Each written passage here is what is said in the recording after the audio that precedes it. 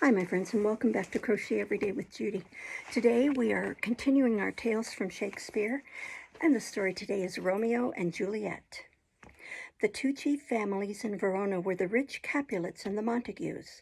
There had been an old quarrel between these families which was grown to such a height, and so deadly was the enmity between them, that it extended to the remotest kindred, to the followers and retainers of both sides, insomuch that a servant of the house of Montague could not meet a servant of the house of Capulet, nor a Capulet encounter with a Montague by chance, but fierce words and sometimes bloodshed ensued, and frequent were the brawls from such accidental meetings, which disturbed the happy quiet of Verona's streets. Old Lord Capulet made a great supper, to which many fair ladies and many noble guests were invited. All the admired beauties of Verona were present, and all comers were made welcome as if they were not of the house of Montague. At this feast of Capulets, Rosaline, beloved of Romeo, son to the old Lord Montague, was present. And though it was dangerous for a Montague to be seen in this assembly, yet Benvolio, a friend of Romeo, persuaded the young lord to go to this assembly in the disguise of a mask, that he might see his Rosaline, and seeing her, compare her with some choice beauties of Verona, who he said would make him think his swan a crow. Romeo had small faith in Benvolio's words. Nevertheless, for the love of Rosaline, he was persuaded to go. For Romeo was a sincere and passionate lover, and one that lost his sleep for love, and fled society to be alone, thinking on Rosaline, who disdained him, and never requited his love with the least show of courtesy or affection. And Benvolio wished to cure his friend of this love by showing him diversity of ladies in company. To this feast of Capulets, then, young Romeo with Benvolio and their friend Mercutio went masked. Old Capulet bid them welcome, and told them that ladies who had their toes unplagued with corns would dance with them.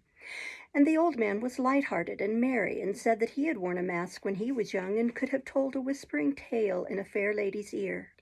And they fell to dancing, and Romeo was suddenly struck with the exceeding beauty of a lady who danced there, who seemed to him to teach the torches to burn bright, and her beauty to show by night like a rich jewel worn by a blackamoor.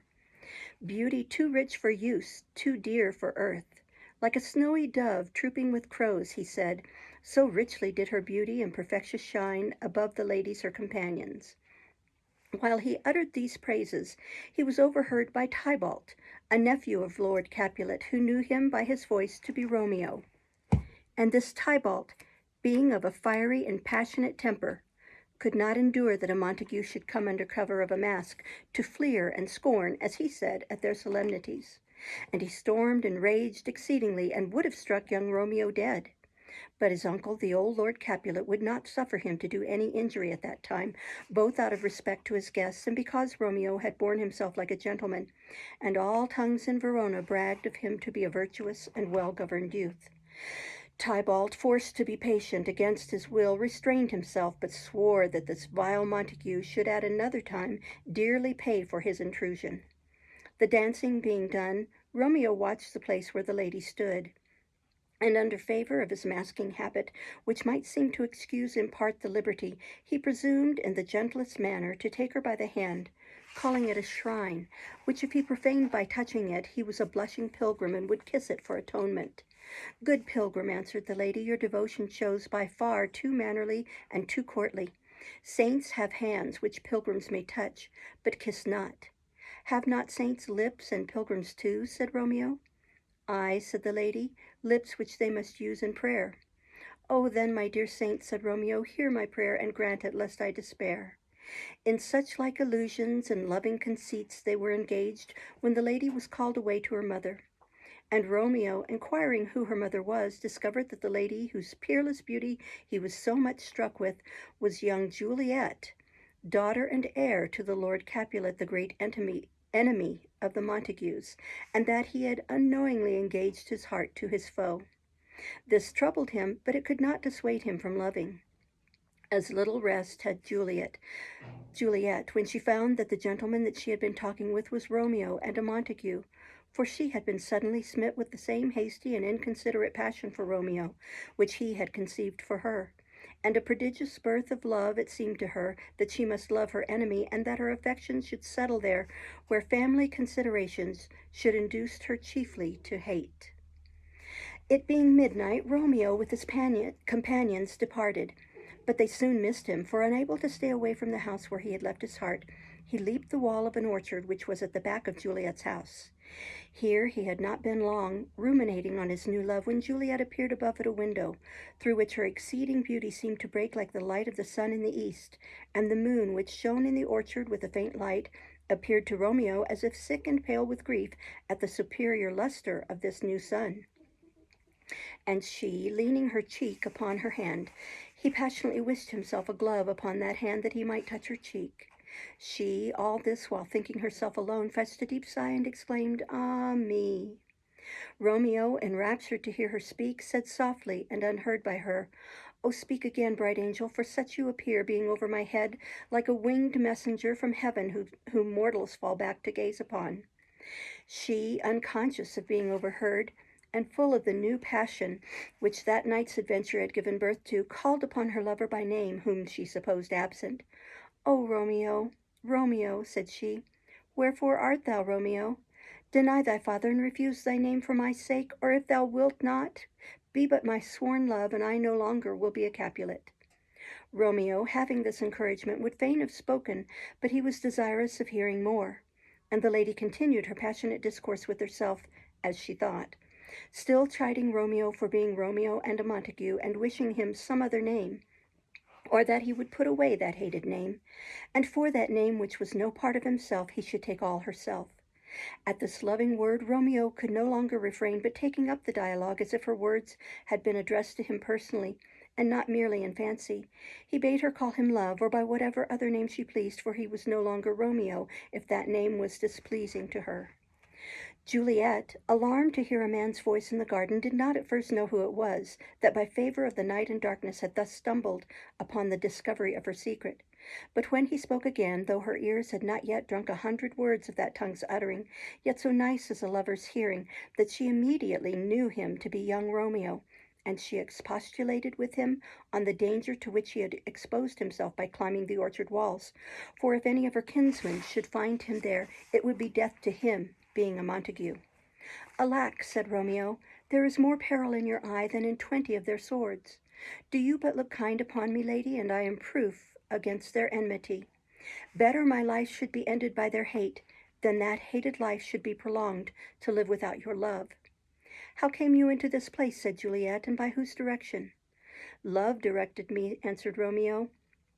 "I am no pilot, yet wert thou as far apart from me as that vast shore which is washed with the farthest sea, I should venture for such merchandise."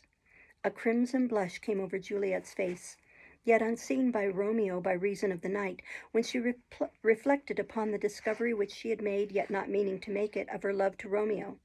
She would fain have recalled her words, but that was impossible. Fain would she have stood upon form, and have kept her lover at a distance, as the custom of discreet ladies is, to frown and be perverse, and give their suitors harsh denials at first. To stand off and affect a coyness or indifference where they most love, that their lovers may not think them too lightly or too easily won. For the difficulty of attainment increases the value of the object. But there was no room in her case for denials or puttings off, or any of the customary arts of delay and protracted courtship. Romeo had heard from her own tongue, when she did not dream that he was near her, a confession of her love. So with an honest frankness, which the novelty of her situation excused, she confirmed the truth of what he had before heard, and addressing him by the name of fair Montague, love can sweeten a sour name, she begged him not to impute her easy yielding to levity or an unworthy mind, but that he must lay the fault of it, if it were a fault, upon the accident of the night which had so strangely discovered her thoughts. And she added that though her behavior to him might not be sufficiently prudent, measured by the custom of her sex, yet that she would prove more true than many whose prudence was dissembling, and their modesty artificial cunning. Romeo was beginning to call the heavens to witness that nothing was farther from his thoughts than to impute a shadow of dishonor to such an honored lady, when she stopped him, begging him not to swear. For although she joyed in him, yet she had no joy of that night's contract. It was too rash, too unadvised, too sudden. But he, being urgent with her to exchange a vow of love with him that night, she said that she already had given him hers before he requested it, meaning when he overheard her confession. But she would retract what she then bestowed for the pleasure of giving it again, for her bounty was as infinite as the sea, and her love as deep. From this loving conference she was called away by her nurse, who slept with her, and thought it time for her to be in bed, for it was near to daybreak. But hastily returning, she said 3 or 4 words more to Romeo, the purport of which was, that if his love was indeed honorable, and his purpose marriage, she would send a messenger to him tomorrow, to appoint a time for their marriage, when she would lay all her fortunes at his feet, and follow him as her lord through the world. While they were settling this point, Juliet was repeatedly called for by her nurse, and went in and returned, and went and returned again, for she seemed as jealous of Romeo going from her as a young girl of her bird, which she will let hop a little from her hand, and pluck it back with a silken thread. And Romeo was as loath to part as she, for the sweetest music to lovers is the sound of each other's tongues at night. But at last they parted, wishing mutually sweet sleep and rest for that night. The day was breaking when they parted, and Romeo, who was too full of thoughts of his mistress and that blessed meeting to allow him to sleep, instead of going home, bent his course to a monastery hard by to find Friar Lawrence. The good friar was already up at his devotions, but seeing young Romeo abroad so early, he conjectured rightly that he had not been abed that night, but that some distemper of youthful affection had kept him waking. He was right in imputing the cause of Romeo's wakefulness to love, but he made a wrong guess at the object, for he thought that his love for Rosaline had kept him waking. But when Romeo revealed his new passion for Juliet, and requested the assistance of the friar to marry them that day, the holy man lifted up his eyes and hands in a sort of wonder at the sudden change in Romeo's affections, for he had been privy to all Romeo's love for Rosaline, and his many complaints of her disdain. And he said that young men's love lay not truly in their hearts, but in their eyes. But Romeo, replying that he himself had often chidden him for doting on Rosaline, who could not love him again, whereas Juliet both loved and was beloved by him, the friar assented in some measure to his reasons, and thinking that a matrimonial alliance between young Juliet and Romeo might happily be the means of making up the long breach between the Capulets and the Montagues, which no one more lamented than this good friar, who was a friend to both families, and had often interposed his mediation to make up the quarrel without effect, partly moved by policy, and partly by his fondness for young Romeo, to whom he could deny nothing, the old man consented to join their hands in marriage. Now was Romeo blessed indeed, and Juliet, who knew his intent from a messenger which she had dispatched according to promise, did not fail to be early at the cell of Friar Lawrence, where their hands were joined in holy marriage, the good friar praying the heavens to smile upon that act, and in the union of this young Montague and young Capulet to bury the old strife and long dissensions of their families. The ceremony being over, Juliet hastened home, where she stayed impatient for the coming of night, at which time Romeo promised to come and meet her in the orchard, where they had met the night before. And the time between seemed so tedious to her as the night before some great festival seems to an impatient child that has got new finery which it may not put on till the morning. That same day, about noon, Romeo's friends Benvolio and Mercutio, walking through the streets of Verona, were met by a party of the Capulets, with the impetuous Tybalt at their head. This was the same angry Tybalt who would have fought with Romeo at old Lord Capulet's feast. He, seeing Mercutio, accused him bluntly of associating with Romeo, a Montague. Mercutio, who had as much fire and youthful blood in him as Tybalt, replied to this accusation with some sharpness, and in spite of all Benvolio could say to moderate their wrath, a quarrel was beginning, when Romeo himself, passing that way, the fierce Tybalt turned from Mercutio to Romeo, and gave him the disgraceful appellation of villain. Romeo wished to avoid a quarrel with Tybalt above all men, because he was the kinsman of Juliet, and much beloved by her. Besides, this young Montague had never thoroughly entered into the family quarrel, being by nature wise and gentle, and the name of a Capulet, which was his dear lady's name, was now rather a charm to allay resentment than a watchword to excite fury. So he tried to reason with Tybalt, whom he saluted mildly by the name of good Capulet, as if he, though a Montague, had some secret pleasure in uttering that name. But Tybalt, who hated all Montagues as he hated hell, would hear no reason, but drew his weapon. And Mercutio, who knew not of Romeo's secret motive for desiring peace with Tybalt, but looked upon his present forbearance as a sort of calm, dishonorable submission, with many disdainful words provoked Tybalt to the prosecution of his first quarrel with him. And Tybalt and Mercutio fought till Mercutio fell, receiving his death's wound, while Romeo and Benvolio were vainly endeavoring to part the combatants. Mercutio being dead, Romeo kept his temper no longer, but returned the scornful appellation of villain which Tybalt had given him, and they fought till Tybalt was slain by Romeo. This deadly broil falling out in the midst of Verona at noonday, the news of it quickly brought a crowd of citizens to the spot, and among them the old lords Capulet and Montague with their wives. And soon after arrived the prince himself, who being related to Mercutio, whom Tybalt had slain, and having had the peace of his government often disturbed by these brawls of Montagues and Capulets, came determined to put the law in strictest force against those who should be found to be offenders. Benvolio, who had been eyewitness to the fray, was commanded by the prince to relate the origin of it, which he did, keeping as near the truth as he could without injury to Romeo, softening and excusing the part which his friends took in it. Lady Capulet, whose extreme grief for the loss of her kinsman Tybalt made her keep no bounds in her revenge, exhorted the prince to do strict justice upon his murderer, and to pay no attention to Benvolio's representation, who, being Romeo's friend and a Montague, spoke partially. Thus she pleaded against her new son-in-law, but she knew not yet that he was her son-in-law and Juliet's husband. On the other hand, was to be seen Lady Montague pleading for her child's life and arguing with some justice that Romeo had done nothing worthy of punishment in taking the life of Tybalt, which was already forfeited to the law by his having slain Mercutio. The prince, unmoved by the passionate exclamations of these women, on a careful examination of the facts, pronounced the sentence, and by sentence Romeo was banished from Verona. Heavy news to young Juliet, who had been but a few hours a bride, and now by this decree seemed everlastingly divorced. When the tidings reached her, she at first gave way to rage against Romeo, who had slain her dear cousin. She called him a beautiful tyrant, a fiend angelical, a ravenous dove, a lamb with a wolf's nature, a serpent heart hid with a flowering face, and other like contradictory names, which denoted the struggles in her mind between her love and her resentment. But in the end, love got the mastery, and the tears which she shed for grief that Romeo had slain her cousin turned to drops of joy that her husband lived, whom Tybalt would have slain. Then came fresh tears, and they were altogether of grief for Romeo's banishment. That word was more terrible to her than the deaths of many Tybalts.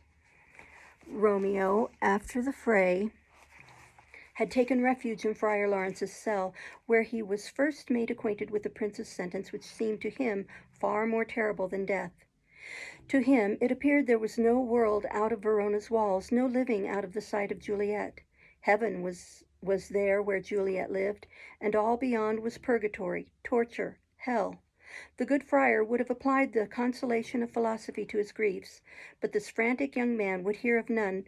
But like a madman he tore his hair and threw himself all along upon the ground, as he said, to take the measure of his grave. From this unseemly state he was roused by a message from his dear lady, which a little revived him, and then the friar took the advantage to expostulate with him on the unmanly weakness which he had shown. He had slain Tybalt, but would he also slay himself, slay his dear lady, who lived but in his life? The noble form of man, he said, was but a shape of wax when it wanted the courage which should keep it firm. The law had been lenient to him, that instead of death which he had incurred, had pronounced by the prince's mouth only banishment. He had slain Tybalt, but Tybalt would have slain him. There was a sort of happiness in that. Juliet was alive, and beyond all hope had become his dear wife. Therein he was most happy.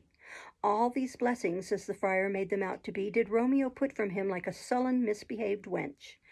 And the friar bade him beware, for such as despaired, he said, died miserable. Then when Romeo was a little calmed, he counselled him that he should go that night and secretly take his leave of Juliet, and thence proceed straightways to Mantua, at which place he should sojourn till the friar found fit occasion to publish his marriage, which might be a joyful means of reconciling their families. And then he did not doubt but the prince would be moved to pardon him, and he would return with 20 times more joy than he went forth with grief. Romeo was convinced by these wise counsels of the friar, and took his leave to go and seek his lady, proposing to stay with her that night, and by daybreak pursue his journey alone to Mantua, to which place the good friar promised to send him letters from time to time, acquainting him with the state of affairs at home. That night Romeo passed with his dear wife, gaining secret admission to her chamber from the orchard in which he had heard her confession of love the night before. That had been a night of unmixed joy and rapture, but the pleasures of this night, and the delight which these lovers took in each other's society, were sadly allayed with the prospect of parting and the fatal adventures of the past day. The unwelcome daybreak seemed to come too soon, and when Juliet heard the morning song of the lark, she would have persuaded herself that it was the nightingale which sings by night. But it was too truly the lark which sang, and a discordant and unpleasing note it seemed to her. And the streaks of day in the east too certainly pointed out that it was time for these lovers to part. Romeo took his leave of his dear wife with a heavy heart, promising to write to her from Mantua every hour in the day. And when he had descended from her chamber window, as he stood below her on the ground, in the sad, foreboding state of mind in which she was, he appeared to her eyes as one dead in the bottom of a tomb. Romeo's mind misgave him in like manner, but now he was forced hastily to depart, for it was death for him to be found within the walls of Verona after daybreak. This was but the beginning of the tragedy of this pair of star-crossed lovers. Romeo had not been gone many days before the old Lord Capulet proposed a match for Juliet. The husband he had chosen for her, not dreaming that she was married already, was Count Paris, a gallant young and noble gentleman, no unworthy suitor to the young Juliet, if she had never seen Romeo. The terrified Juliet was in a sad perplexity at her father's offer.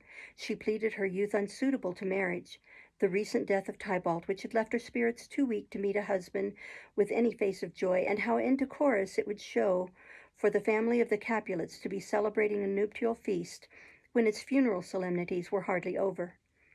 She pleaded every reason against the match, but the true one, namely, that she was married already. But Lord Capulet was deaf to all her excuses, and in a peremptory manner, ordered her to get ready, for by the following Thursday she should be married to Paris. And having found her a husband, rich, young, and noble, such as the proudest maid in Verona might joyfully accept, he could not bear that out of affected coyness, as he construed her denial, she should oppose obstacles to her own good fortune. In this extremity, Juliet applied to the friendly friar, always her counselor in distress, and he asking her if she had resolution to undertake a desperate remedy, and she answering that she would go into the grave alive rather than marry Paris, her own dear husband living, he directed her to go home and appear merry and give her consent to marry Paris, according to her father's desire, and on the next night, which was the night before the marriage, to drink off the contents of a phial which he then gave her, the effect of which would be that for 42 hours after drinking it she should appear cold and lifeless, and when the bridegroom came to fetch her in the morning he would find her to appearance dead, and that then she would be born, as the manner in that country was, uncovered on a bier, to be buried in the family vault, that if she could put off womanish fear and consent to this terrible trial, in 42 hours after swallowing the liquid, such was its certain operation, she would be sure to awake as from a dream, and before she should awake, he would let her husband know their drift, and he should come in the night and bear her thence to Mantua. Love and the dread of marrying Paris gave young Juliet strength to undertake this horrible adventure, and she took the phial of the friar, promising to observe his directions. Going from the monastery, she met the young Count Paris, and modestly dissembling, promised to become his bride. This was joyful news to the Lord Capulet and his wife. It seemed to put youth into the old man, and Juliet, who had displeased him exceedingly by her refusal of the Count, was his darling again, now she promised to be obedient. All things in the house were in a bustle against the approaching nuptials. No cost was spared to prepare such festival rejoicings as Verona had never before witnessed. On the Wednesday night, Juliet drank off the potion. She had many misgivings lest the friar, to avoid the blame which might be imputed to him for marrying her to Romeo, had given her poison, but then he was always known for a holy man, then lest she should awake before the time that Romeo was to come for her, whether the terror of the place, a vault full of dead Capulet's bones, and where Tybalt, all bloody, lay festering in his shroud, would not be enough to drive her distracted. Again she thought of all the stories she had heard of spirits haunting the places where their bodies were bestowed. But then her love for Romeo and her aversion for Paris returned, and she desperately swallowed the draught and became insensible. When young Paris came early in the morning with music to awaken his bride, instead of a living Juliet, her chamber presented the dreary spectacle of a lifeless corpse. What death to his hopes! What confusion then reigned through the whole house! Poor Paris, lamenting his bride, whom most detestable death had beguiled him of, had divorced from him even before their hands were joined. But still more piteous it was to hear the mournings of the old lord and Lady Capulet, who, having but this one poor loving child to rejoice and solace in, cruel death had snatched her from their sight, just as these careful parents were on the point of seeing her advanced, as they thought, by a promising and advantageous match. Now all things that were ordained for the festival were turned from their properties to do the office of a black funeral. The wedding cheer served for a sad burial feast. The bridal hymns were changed for sullen dirges, the sprightly instruments to melancholy bells, and the flowers that should have been strewed in the bride's path now served but to strew her corpse. Now, instead of a priest to marry her, a priest was needed to bury her, and she was borne to church indeed, not to augment the cheerful hopes of the living, but to swell the dreary numbers of the dead. Bad news, which always travels faster than good, now brought the dismal story of Juliet's death to Romeo at Mantua before the messenger could arrive, who was sent from Friar Lawrence to apprise him that these were mock funerals only, and but the shadow and representation of death, and that his lady lay in the tomb but for a short while, expecting when Romeo would come to release her from that dreary mansion. Just before, Romeo had been unusually joyful and light-hearted. He had dreamed in the night that he was dead, a strange dream that gave a dead man leave to think, and that his lady came and found him dead and breathed such life with kisses in his lips that he revived and was an emperor. And now that a messenger came from Verona, he thought surely it was to confirm some good news which his dreams had presaged. But when the contrary to this flattering vision appeared, and that it was his lady who was dead in truth, whom he could not revive by any kisses, he ordered horses to be got ready, for he determined that night to visit Verona and to see his lady in her tomb. And as mischief is swift to enter into the thoughts of desperate men, he called to mind a poor apothecary, whose shop in Mantua he had lately passed, and from the beggarly appearance of the man, who seemed famished, and the wretched show in his shop of empty boxes ranged on dirty shelves, and other tokens of extreme wretchedness, he had said at the time, perhaps having some misgivings that his own disastrous life might haply meet with a conclusion so desperate, "If a man were to need poison, which by the law of Mantua it is death to sell, here lives a poor wretch who would sell it to him." These words of his now came into his mind, and he sought out the apothecary, who, after some pretended scruples, Romeo offering him gold, which his poverty could not resist, sold him a poison, which if he swallowed, he told him, if he had the strength of 20 men, would quickly dispatch him. With this poison he set out for Verona to have a sight of his dear lady in her tomb, meaning, when he had satisfied his sight, to swallow the poison and be buried by her side.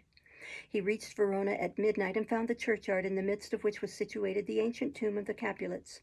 He had provided a light and a spade and a wrenching iron, and was proceeding to break open the monument, when he was interrupted by a voice, which by the name of vile Montague bade him desist from his unlawful business.